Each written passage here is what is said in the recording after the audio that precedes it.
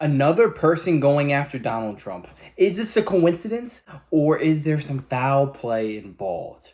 You guys have got to check this out. Once again, survived an assassination attempt. Can't believe we have to say this. 65 days apart, President Trump has survived yet again a lone gunman with murky international connections and ties that we are trying to piece together, who wanted to kill President Trump.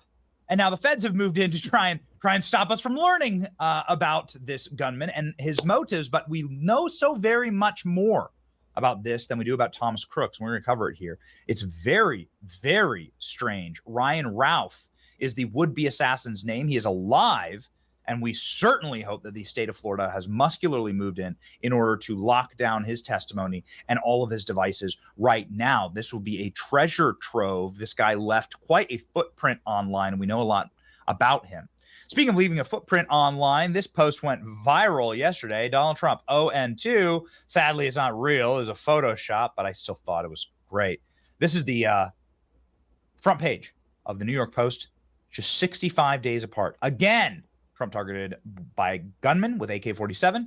Suspect was left-wing nut. Ex-president is safe and well. Left-wing nut? I think that is reductionist at best. First off, let's jump into President Trump and his first and only comment about this assassination attempt. Here we go. I would like to, this is verified. This is what President Trump did post. The 0-2. I sure hope he posts that, though. I hope he does post that. I would like to thank everybody. Their concern, well wishes, certainly an interesting day. Most importantly, I want to thank the U.S. Secret Service, Sheriff Rick Bradshaw, his Office of Brave, Dedicated Patriots, law enforcement, incredible job done. Trump International, keeping the 45th president of the United States safe in the upcoming presidential election.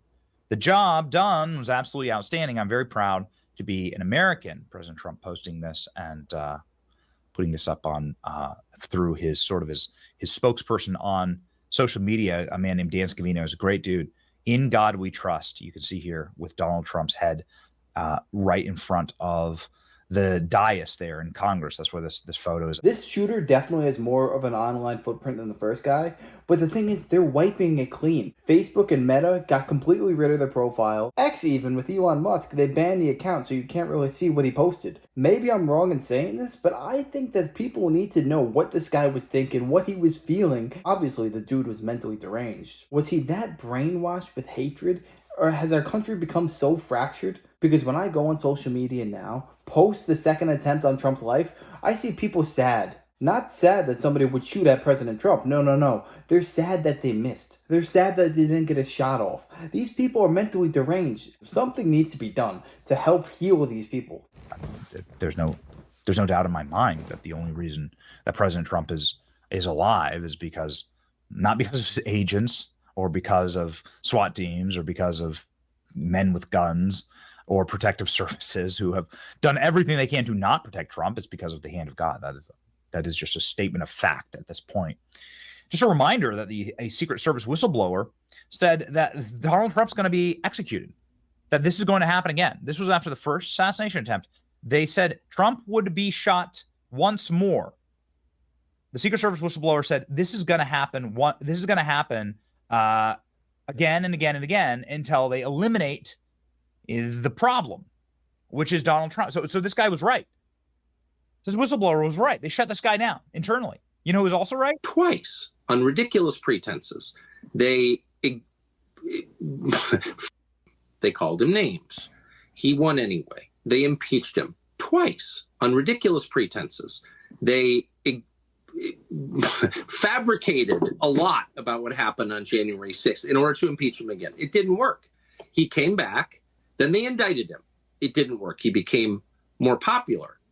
Then they indicted him 3 more times, and every single time his popularity rose. So if you begin with criticism, then you go to protest, then you go to impeachment, now you go to indictment, and none of them work, what's next? I mean, graph it out, man. We're speeding toward assassination, obviously, and no one will say that, but I don't know how you can reach that conclusion. You know what I mean? Like, they have decided, permanent Washington, both parties have decided that there's something about Trump that's so threatening to them, they just can't have him. So this was Tucker more than a year ago. more than 1 year ago, Tucker Carlson, in case you're wondering like who you need to be listening to in times like this, straight up admitted that this is what's going to happen. Now on our program, Tucker was on, Alex Jones was on. They were making the same admissions, but this is the first time in the zeitgeist where sort of the intellectual bubble was pierced by somebody with the platform like Tucker Carlson saying they're gonna find someone to assassinate him. And who did they find to assassinate Trump? A guy with a Biden-Harris sticker on the back of his truck, by the way. This is the gentleman's truck here. Ralph was a Biden-Harris sticker on the back of his white pickup truck sitting in his driveway in his Hawaii home. Now, it's very interesting. This guy had a home in Hawaii, and he had a business in Hawaii. It was just like a little like rental house that apparently never did any, never did any business. So this guy was listed as unemployed. He lived in Hawaii, yet he was voting in North Carolina, records show. Also, this is the photo of Ralph from the arrest. So what's going on with this guy? Look at this guy. He's like in a trance. MK Ultra going on here. What is this? His neighbors claim that everyone was afraid of him, that he was a complete psychopath. This guy was rabidly attempting to get people to sign up for the Ukraine war. All throughout his social media, there are papers, some of them in Ukrainian, some of them come from the Ukrainian International Legion, where he is encouraging veterans to go sign up for the Ukraine war. This was like this was clearly the motivating factor in this man's entire existence. He's still alive, so I look forward to hearing more about it. His son says his father hates Trump like all reasonable people. They're going to try and spin a narrative that he was a Trump supporter. He's not a Trump supporter. He lied about that. This shooter better not die somehow when he was being transported. He better not kill himself, because that's what they're going to try and tell you. We need to find out answers from this guy, because we know that he was not acting alone. Anyone who thinks he was acting alone has not been paying attention. I don't know whether he had some brain programming, MK Ultra. I don't know whether he was getting paid off. Nobody truly knows. But we need to find out these answers, because this is not how politics is done. You don't take out your political opponent. A wise man once said, you have 3 lives in this world. The first life is social media. They'll take you off that. Okay, next life, they try and imprison you, put you in jail, falsely accuse you. They've been trying that the past year or so. And the third life is they try and put a bullet in your head. And the thing I fear most is I don't think they're done yet. I think they're going to continue trying. So President Trump better up his security. He's got to protect himself, because I'm convinced he's got at least 70% of Americans right behind him. Donor. And he was a Joe Biden, Kamala Harris supporter. He tells the Daily Mail his father was not a violent person. This is the first time I heard about it. I don't like Trump either. He goes on to call his dad a martyr. So, what kind of a family is this? It's a person who said he would be glad when Donald Trump is gone. And his social media record is thankfully well preserved. A lot of people were able to get a lot of screenshots, which is why we demanded yesterday on the program with Eric Prince that Governor Ron DeSantis flex up and actually take control of this, since it is in his jurisdiction. 10th Amendment, Florida has a right to lock down this information and to have its own investigation. Now, we were the only show that pushed that forward, and here we go. Lo and behold, Ron DeSantis saying Florida will be conducting its own investigation into the assassination. People deserve the truth about what happened. Why was a man able to get within 500 yards of president? Sure, GOP nominee. Good. We're very, very happy about that. He should assert full state control, daily press conferences, steady release of information to the public, hold those who radicalize this individual accountable.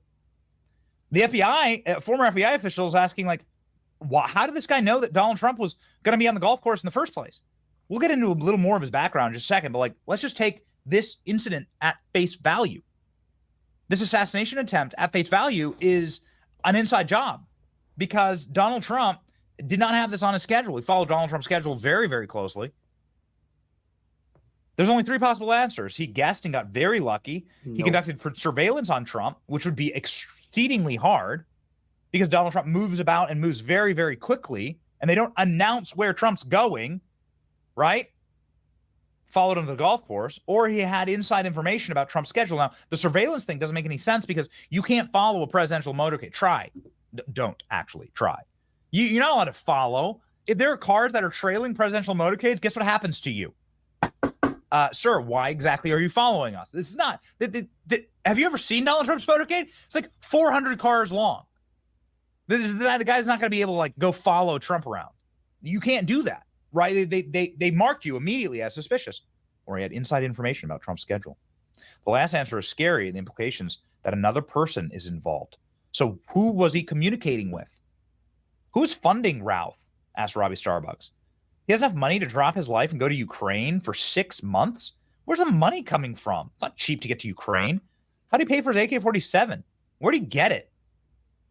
Who's he meeting with in D.C.? You can see the guy was meeting in D.C. Here he is in D.C. Here he's in Ukraine. This is in Ukraine, Madian Square. And here he is in Washington, D.C. In D.C. and Kyiv to provide soldiers for the war effort. To provide soldiers? What the hell are you talking about, dude? What do you mean provide soldiers? Who's funding this guy? He doesn't have any source of income. Why is he in propaganda videos for Ukraine? Look at this. The Florida shooter appeared in an Azov battalion propaganda video in May 2022. There he is. People saying this has a CIA asset written all over it. Some of the individuals that he followed on social media were CIA assets. Thank God people took screenshots of this man's profile before they wiped it clean, because otherwise we'd be grasping for straws on information. But do you think it's a coincidence that the first shooter, Thomas Crooks or whatever that guy's name is, I don't even care, I don't want to know his name. Do you think it's a coincidence he was in a BlackRock commercial and then this shooter was also in a commercial? I don't think it's a coincidence at all. After what I've seen these past couple of years, I definitely would not rule it out. Some people in this world are just demented, and it just seems like Donald Trump is the one standing up against them. Donald Trump is an existential threat to these people. He is rattling a lot of cages right now. So yeah, I don't think it's a coincidence that both of these shooters were in a commercial 1 or 2 years prior. Absolutely not. You can see on his arrest record, he was arrested in 2002 with a weapon of mass destruction.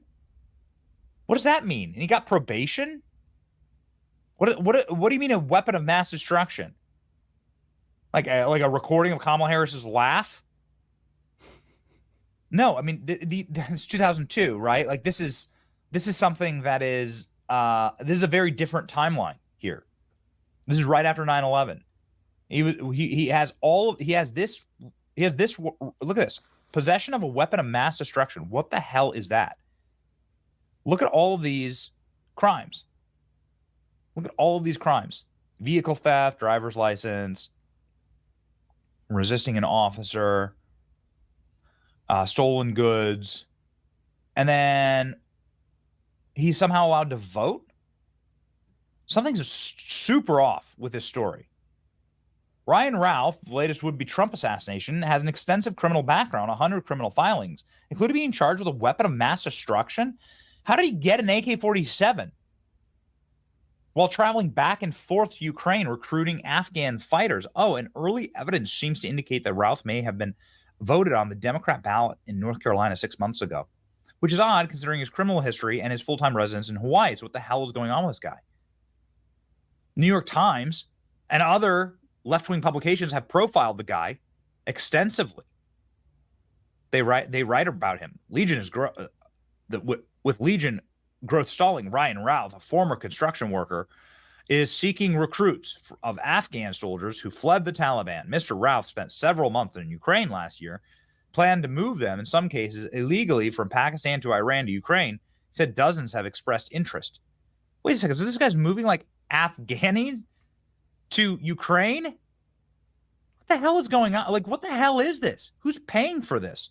By the way, these are expensive trips. It's not cheap to get to D.C. and Kyiv to buy weapons. Who the hell is paying for all of this? What's going on here?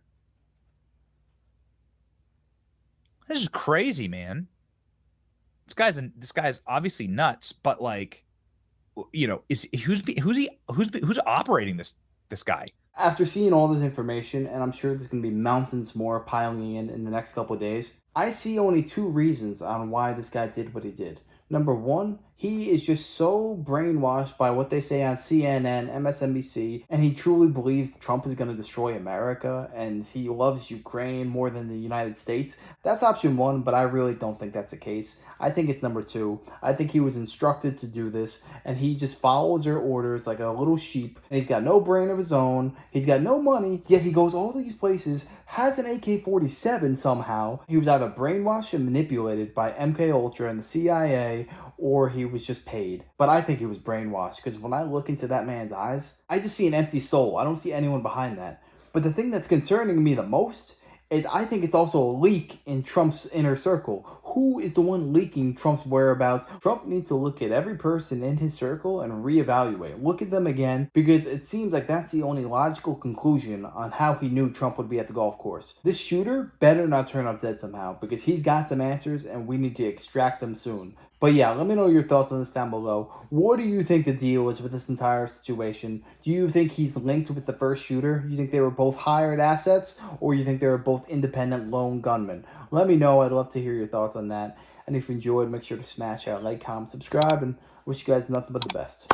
Till next time.